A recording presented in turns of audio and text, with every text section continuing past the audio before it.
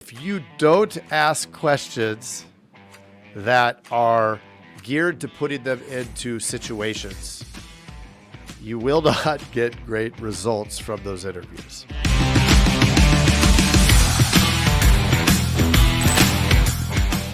It seems like it was only yesterday that we were talking, Mr. Jason. Or perhaps even a few minutes ago. But I am very curious because you left a great cliffhanger. Did I? So I know what we're talking about today because you told me the other day.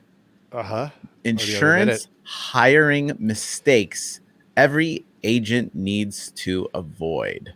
If you can avoid these, you're doing yourself a favor. Well, paint me curious and let's dive in, Mr. Craig. Yes. All right. The first thing, it's a double negative, right? The first thing that you need to avoid, or the first thing that you really must do, I guess, is to not be doing some sort of hiring search on a continual basis. You have to do it.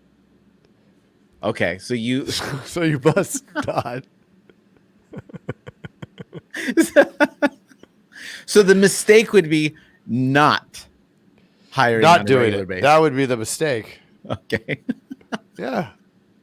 I feel like a dog chasing my tail. Look, we could either have 6 things and do 2 of them, or we could have 3 things you must do and 3 things you have to avoid. Right. What do you want? Six of one, half dozen of the other. Avoid not doing this continually. Yep. And it doesn't even matter to what capacity, right? Yeah. We had that we had a conversation with the elite group, and there's a few. It's funny when you do the proactive hiring, like let's say you hire a company to do it, then maybe you're not promoting within the company because there's a bunch of agents that were having success promoting within the company, and they said they'd rather pay their employees to get somebody in, right? Oh, right. Yeah, so it's so there's many avenues to explore in that, and I think all of them is like you just need to continually do that. Yeah. Right? Like don't forget about one source. Like put it on the list of hiring and just make sure that you're continually. Right. Gots to have the activity. All right, number 2. Yep. Number 2 is not having some sort of structure to your interviews, like a framework of not just specific questions and types of questions that you're going to ask. Okay. This was a big mistake that I would do. I'd go into the interview and just have a conversation and say, I'm pretty good at reading people. I know I'll make this gut decision based on the conversation.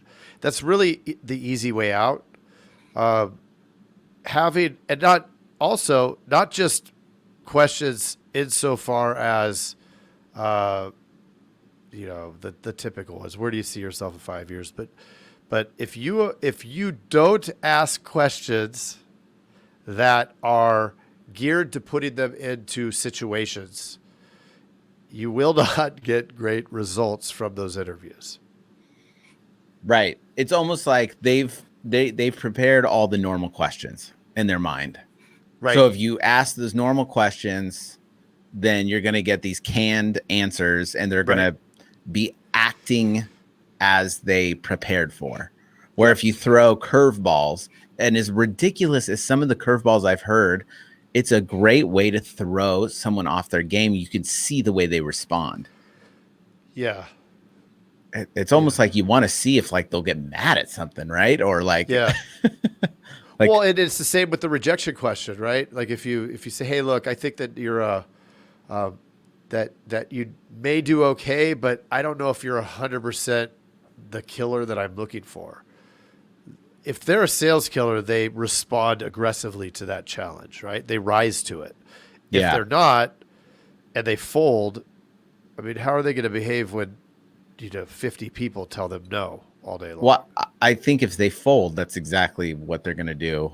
Like exactly. that is the right. that it came to truth. It came to truth. It's almost like if you respond to this aggressively, then you're obviously an aggressive salesperson because they're selling themselves. But if you don't, you're proving that the statement you just made is correct. But they're not. Interesting. I love it. So number 3 to avoid. I want a quad negative in this one.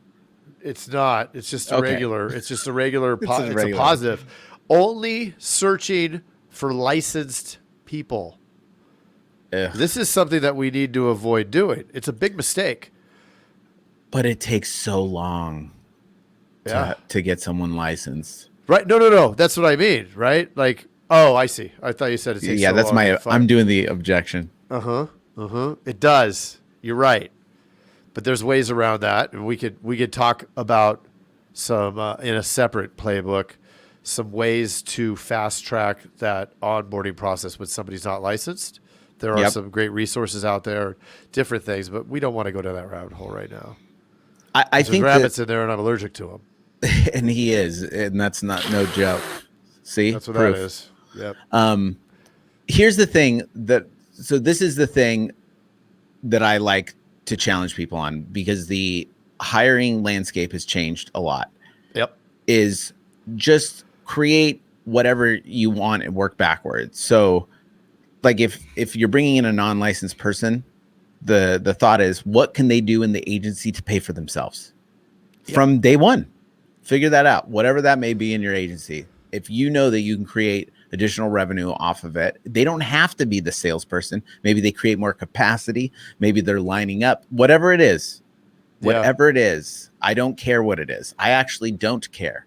The question you ask yourself is, how for 8 hours a day do I get them to pay for every hour where it doesn't come out of, it's not an expense, right? And if you could create a stack out of it, right, where everything you said, and they're learning some facet of the job that they will be performing, win-win. Yep. I think they'll naturally do that if they're working within the agency. So like, they're going to absorb all that stuff. Yeah. It's like osmosis.